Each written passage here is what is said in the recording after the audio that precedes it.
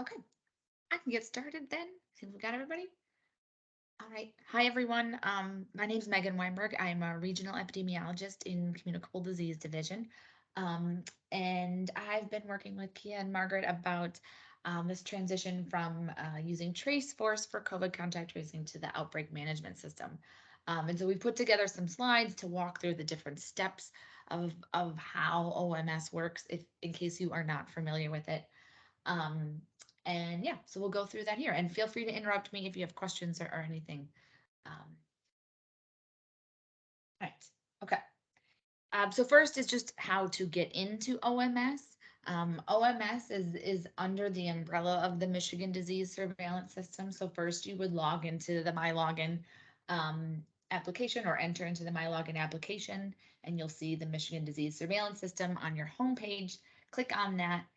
You'll see potentially two boxes. If you have access to MDSS for the cases, that would be in the blue. The outbreak management is then in pink. So you click on OMS. So that's how you get into OMS, and just taking one little step back further, talking about the contact flow. This is something that is going on now, so you're probably all familiar with it. But so the contacts are being pulled electronically from the case report forms within MDSS. So cases that have mentioned contacts, if they meet the criteria, they have a phone number, that an exposure in the last 5 days, or the exposure date is blank, those are automatically transferred daily at night from MDSS over to the outbreak management system. And then the only difference here is that now they will no longer then be pulled from OMS and over to TraceForce. And then there is still the workaround that contacts can be entered directly into the outbreak management system. So if local health department users or other users have, for example, a list of contacts from a school or something that they would like traced, if they don't want to individually put them into the MDSS case report form for the case, they can upload them into OMS directly in a spreadsheet, and they can also enter them one at a time into OMS directly into OMS or into the system. So that's another way, but by and large, most of them are coming electronically from the case report form. This is just a screenshot showing you what that section looks like in the case report form. You're probably already familiar with it, but just a reminder that these are the different data elements that are collected. The red would be the required ones. So we've got the name and phone number, whether they're symptomatic, whether they live or work in a high-risk setting, whether they're a minor, last contact date, that would be that last exposure date. We do ask for guardian name if they have it, and so sometimes that information will show up in OMS, gender, county, that type of thing. And then I mentioned that there are ways that we can put the contacts directly into OMS if they aren't already in MDSS for the transfer. That can happen one at a time within the contacts. This is within OMS. A user could go to the contacts tab, click on new contact, and just manually enter in what information they have. Or they could do multiple ones in a spreadsheet, and that would be under this administration tab in OMS, importing contacts, and they can upload a spreadsheet. And we have a template that they can use to then create that spreadsheet. And these contacts that are going in sort of manually directly into OMS, not through that electronic process, they'll all go into an outbreak named COVID-19 2020 TraceForce real time. That's what's going on right now. And just to summarize, there are 3 COVID outbreaks in OMS that you may be using. I just mentioned this bottom one, the COVID-19 2020 TraceForce real time. Those are the contacts who need tracing that aren't in the case report form. And then these two, this COVID-19 2020 Salesforce and COVID-19 2020 vulnerable populations, these are the contacts that are being pulled automatically from the MDSS case report form. If they are mentioned that they live or work in a high-risk setting, they're put into that vulnerable populations outbreak within OMS. And there's a parts within the system that you can toggle between the different outbreaks to see which contacts are listed in which one. So this is a big picture overview of the process. We'll just show you the screenshots that go with these. So a supervisor would export the list of contacts from the OMS outbreaks that need to be traced, and then emailed to the list of contacts. Oh, actually, I think we're going through this one at a time. So supervisor can export the list of contacts from OMS outbreaks. When they log into OMS, there are these tabs across the top. Reports is one where you can pull out a line list of outbreaks and you can narrow it down by the date. So all line list of contacts, I should say. You can narrow it down by the date, by the referral date.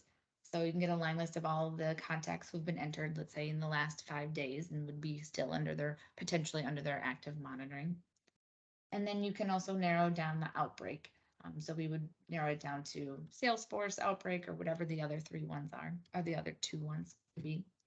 And it's just important to note too that OMS is a system that we're using for things besides COVID. So we're using it for monitoring travelers returning from Uganda, where there is currently an Ebola outbreak. So it is important to, whenever you're searching for something, to narrow it down and add an outbreak. Otherwise, you would be searching system-wide. And unfortunately, OMS isn't quite as fast as some of our other systems. And so it could take a long time to load things if you don't really narrow things down. But this is a way that we can get a list of all the contacts that meet those criteria exported in the spreadsheet. Um, so then the supervisor would email out to Traceforce or to the tracers their list of contacts, and they will give them each contact in the system has a contact ID. And then the tracer would log into OMS, find their contacts, reassign the contact to themselves, and update the monitoring status to active if it was at new. So all of the contacts will come in at new, and then while they're being traced would be active, and then you have can mark them complete when they're done. So what does that step look like in OMS? So when you go into OMS, by default, it'll send you actually the first time when you first get into it will take you to the contacts tab. And there's a search contact tab on the left-hand side. And this is where you can put in that contact ID. If you're looking for something specific, like a contact ID, you don't technically need to narrow it down by the outbreak name because that's very specific and we won't return thousands of results. But there are other options that you could do. You can search by their name. Particularly for COVID contacts, they might be there. They might have had multiple contact tracings over the last 2-3 years. So you might want to put in a referral date, only ones that have been referred since the beginning of October or something, will help narrow it down. And this is the part where the only tip is, this is where you would not just want to forget to search anything and hit search, because that would be a massive search that would take you forever and probably not work. So this is where you really do, if you're doing something big, like just all contacts in the last month, you really do want to narrow it down, and don't forget to select the outbreak name here under outbreak. Okay, so then it'll automatically give you the results that met that search criteria, depending on how you searched. So let's say this is the contact that we were looking at, Maria Pumpkin. This is her contact ID. She's under that Salesforce outbreak. When it's the first investigator, I'm trying to think, it might default automatically to Margaret. I'd have to double check who the initial default investigator is, or it might be blank. But this would be the investigator who's currently assigned in OMS to that contact. And then you click edit to go in and edit the case or contact. So when you open up the contact, you'll see these tabs across the top. And the first one is overview. This is kind of the main contact information. This is where you would go to reassign the user to yourself if you are the tracer. And this is also where the monitoring status, you can change it from new to active, or from active to complete if you're finishing it. And then while you're there, I just wanted to point out a couple other things. And under this review tab, we mentioned the referral date is something that you can search on. This date is going to default to the date that the contact entered into OMS. So all contacts will have a referral date. That's why it's a good date to narrow things down by and search by, because they should have them. We've got some other variables like health status, ill or well. In that MDSS case report form, there is that part that says, is the contact symptomatic or asymptomatic? And so that would be where this could then transfer over. If they're marked symptomatic, they would be ill in this form right here. I mentioned that contact ID. This source MDSS import, that will show up as a grade version, and that's just indicating that the contact came from the MDSS case report form. So if you were in contacts that were like manually entered to OMS, they wouldn't have anything listed in this source.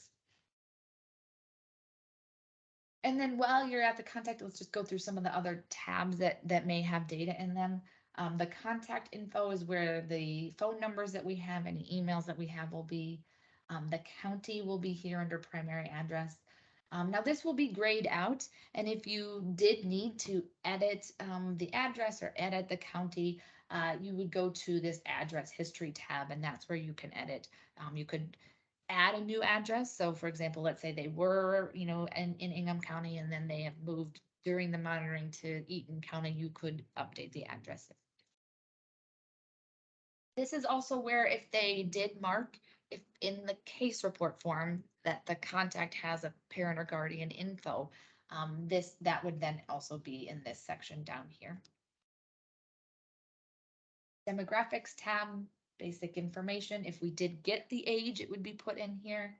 And then this is also where you may see if they had marked living or working in the high risk setting, this would be filled out with whatever information was checked in that or selected in that drop down box that's within the case report form that would transfer over here.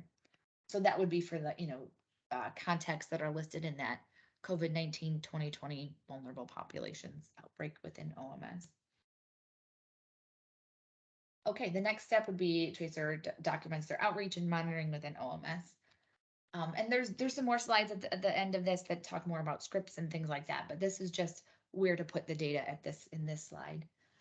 So in this data points tab, this is where you'll put in the monitoring data and the attempts. This start monitoring date will be set up to if a date of last contact was included in the MDSS case report form, then that will default to that date. Otherwise, it will auto-populate with the referral date of when it was entered in, the contact was entered into OMS. And by default, they're all going to be set to have a monitoring period of 5 days, which, as you know, may or may not be accurate. If the exposure happened 3 days ago and they're already on technically day 3, then they only have 2 more days of their 5 days. And then to add an assessment, essentially all of these little lines here are days or monitoring time points. And you would just click add a day and it would add another line to it. And then you can view each of these days and you can also edit them. When you click edit, a little pop-up will appear within that form that will show you a couple things.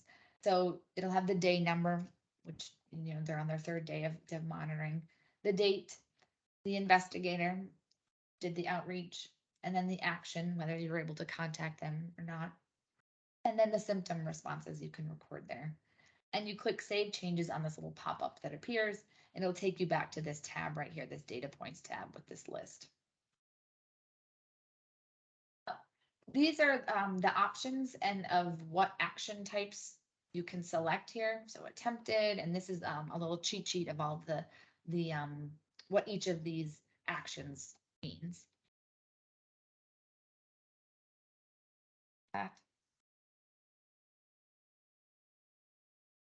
So you'll just want to make sure that each of the days and your attempts are registered and recorded here. One sneaky thing about OMS is that even though you saved that little pop-up box, you want to make sure that you also hit submit. That really actually saves all of those days. You don't have to use this contact reassessed button, yes or no. That's actually something that we used to mark contacts that were travelers from Ebola affected areas, whether they've come back more than once, and we've monitored them more than once. We haven't used it for COVID. Operations for calling contacts. This might be, I think Margaret or Kia, did you want to, or do you want me just to run through it? Yeah, I can run through it. So operations for calling contacts will relatively stay the same, just how we do with TraceForce. So we will be calling, as we already do, 5 days during their monitoring period. We will only contact once a day, regardless of call outcome, whether you left a voicemail or they had no voicemail set up. So we will continue the one a day calls. And of course, if you don't know if they call back, you submit an assessment for them. So all the monitoring will be manual. So we don't have an automatic text messaging system within OMS, as you could probably tell already. So, we want to be mindful that we will no longer will use that as a preference for our contacts. So um, don't ask whether or not they want to receive texts. And then, exactly, so we will only be monitoring the contacts by phone calls and no texts. And of course, you will be using your work cell phones. So also keep in mind that these contacts will be receiving calls from different phone numbers each day. Thanks. And you can go ahead. Yeah. Just yeah, what I had mentioned earlier, just a reminder to hit that submit at the bottom, and that'll really save it. And you will get um, a little pop-up to remind you as well. This is also at the bottom. Let me take a step back. You can also put notes here, any additional assessments. Anything that you put a note here under this data points tab, this additional assessments here, then you just copy and paste it and put it in this notes tab over here. Copy it, add note, and they'll automatically be saved here. It's two places to put notes. The nice thing about notes in this section here on this on the right side is they're automatically time stamped and user ID stamped with who added the note and the date and the time. Okay, so what to do if someone is symptomatic and or test positive? So you would do the same thing with recording the symptoms, except now it would be yes for depending on what the symptoms are, their fever, and adding a note with details. And I know Margaret has a slide down further down about like the notes, what type of information to put in the notes, and hit save. But then the last step, which would be new, is this click create MDSS case here at the bottom. So that is when you click that button, that is what will send this information, the contact's name, date of birth, any information that we have about their demographics. It will send it over to MDSS now as a suspect COVID case. And it will create a case in MDSS for them. So that's the button that will do it. So there's not any logic here in the sense that if you computer like IT logic, in the sense that if you mark certain symptoms, it'll automatically send it over. You do have to create that, hit that button, create MDSS case to send it over. And I think once you click that button, it will be unavailable to push again because you've already created the case. Okay, so when the follow-up is complete, then you'll want to update the contacts monitoring status to complete. And that again is under this overview tab. You would change the monitoring status to complete. A couple other tricks and tips with OMS. I mentioned before, when you first log into OMS, it'll dump you into this context tab. And that will show you all the contacts that we have in OMS for everything. So it's kind of a big tab with a lot of contacts. To make it more manageable, you can filter by things, like you can filter by an outbreak if you only want to look at the contacts that are in the Salesforce outbreak that have been assigned to me. So let's say you went in the morning and you assign them all, the ones that you're doing, you assign them all today, assign them all to you. And then you go back in later and you want to see those again. You can go to this filter and filter by your contacts that are assigned to you. It could be that you have old contacts that are marked complete. Those would still show up here under this list because it's everything. But you could then use this sort by option and say, sort them by their status. So all the completeds are together, all the news are together, all the actives are together. It will help to make the list a little bit more manageable. And depending on your workflow and what you're doing, it might just be easiest to rely more heavily on the new search, and search for contacts by contact ID might be faster, just kind of depending on what you're doing. And if I may Yeah. add, just comment on the bullet points. So this is just an overview of how you will receive your contacts each day. So relatively the same as we do with Trace Force, just it will be manual. So you will know that you don't really receive the same contact every day. So, we will be manually assigning different contacts to each CTs during the 5-day monitoring period.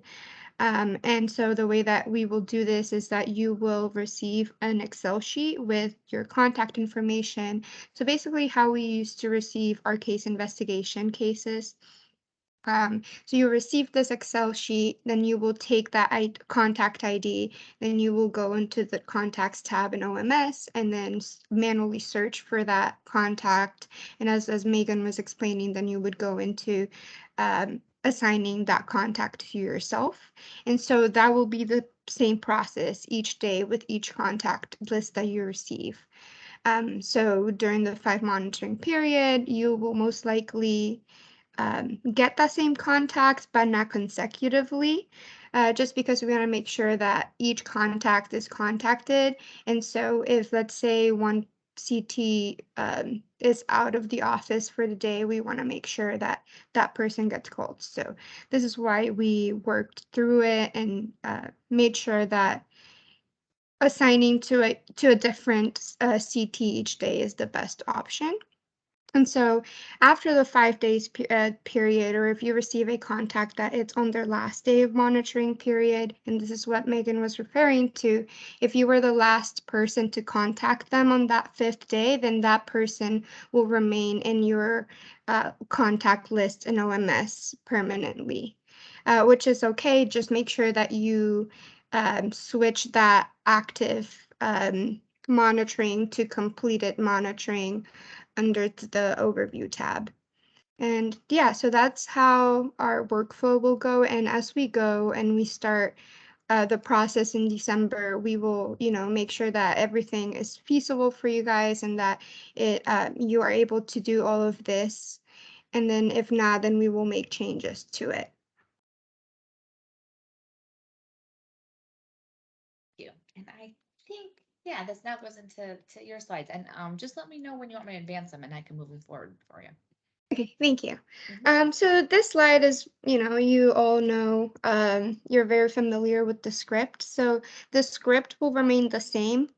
The only changes that we made, of course, are just, the preference for calls or texts. So like I mentioned before, we don't have that option anymore. So that we took that out of the script. So they will only receive manual calls. And so if, the only options that they have is either to prefer calls or refuse any further monitoring. So we took that out for the script for you guys, and so as the day approaches, we will send these new scripts to you.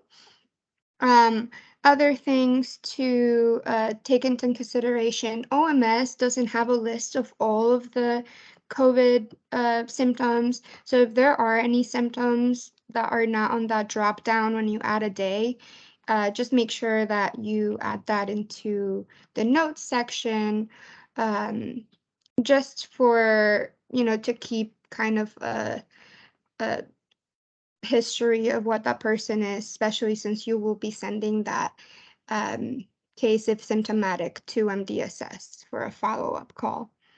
Next slide, please. Sorry, I'm trying to move it. Oh, there you All right. Yeah, so everything else will remain the same. In terms of vaccination, I believe we don't have that option to click whether or not they've had their vaccine. So of course you'll just have to again add that into the notes section. Make sure that you save those notes as you go. And yes, of course, recommendations stay the same as long as they haven't been updated by the CDC, or we haven't received any um, action to change the recommendations that we've been giving to our contacts.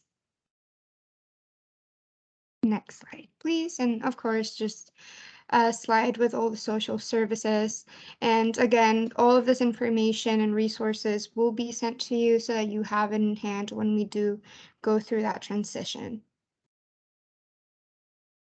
And yes, so the voicemail script will be it's a little bit different just because now instead of providing the um, universal phone number that we use for Trace Force, you will be giving out your personal work phone number. So just make sure that when you leave that voicemail that you insert your work phone number there so that they are able to call you back. And so always remember that when you receive those callbacks from the contacts that um, you say like, hello, this is Margaret Hernandez from the COVID help team, etc. How can I help you?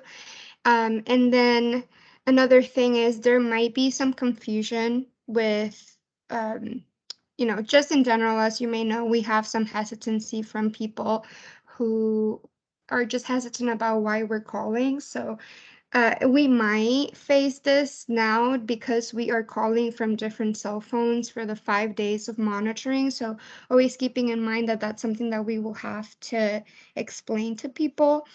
Um, and so just be mindful of that. Next slide, please. And then, this is the note template that we already follow. So when you speak to somebody, whether it was successful or not, always keeping history of what went on. So if you left a voicemail, put you left a voicemail on the notes, and we have two different sections for the notes. So be mindful of that as well. We would appreciate if you leave the notes in the both tabs that is available for notes. And of course, if you have a successful call, then you would state who you spoke with, information about symptoms, information about testing, information about vaccines, especially since we don't have that little box on OMS that we can click whether or not they're vaccinated. So notes will be very important now for using OMS. And then, yeah, so always leave a track of everything that you've done or attempted with that contact. Next slide, please. And then, of course, you're very familiar with all of these recommendations. Um, and we will be adding more of these and providing you with this PowerPoint as well as with individual documents with recommendation scripts and all of that sort. Next slide, please. Yeah, and these are just an overview of everything that you're already very familiar with.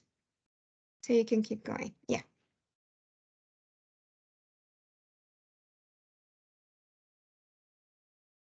All right. And so last thing is, so this was the first attempt that we just did with getting you familiar with OMS.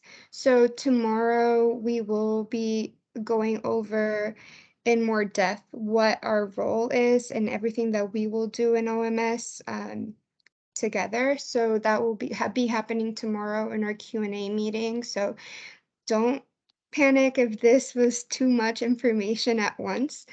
We will be going through this entire month just so that by the time that the week of December 12th comes, you feel prepared to start using OMS for contact tracing.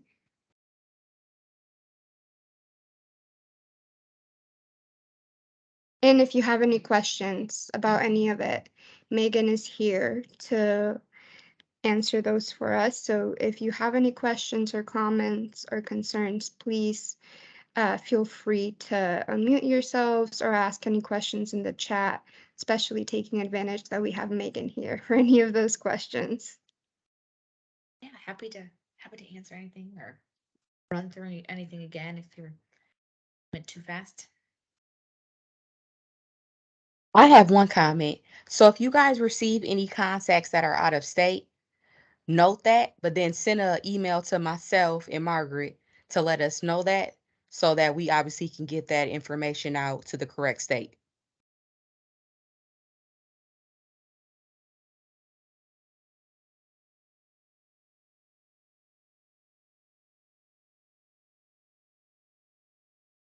Okay, so it seems like there are no questions now, but I'm sure there will be as, we go over and over more of this whole process. So thank you so much, Megan, for taking the time and presenting this for us today. And also thank you so much for getting this presentation set up for all of us. We really appreciate it. And if we do get any questions later on, we'll be reaching out to you if we can't answer it ourselves. Absolutely. Don't hesitate to reach out. Thank you Thank all. you. Thank you all for doing the tracing. It's a great service. So thank you. So thank you. Thank you so much for all the back end hard work. All right. Have a good day, everyone. And I will send Kia and Margaret, I'll send you the PowerPoint and the updated version. Okay, Okay, thank you so thank you. much. Thanks. Bye-bye. Thank you. Thank you.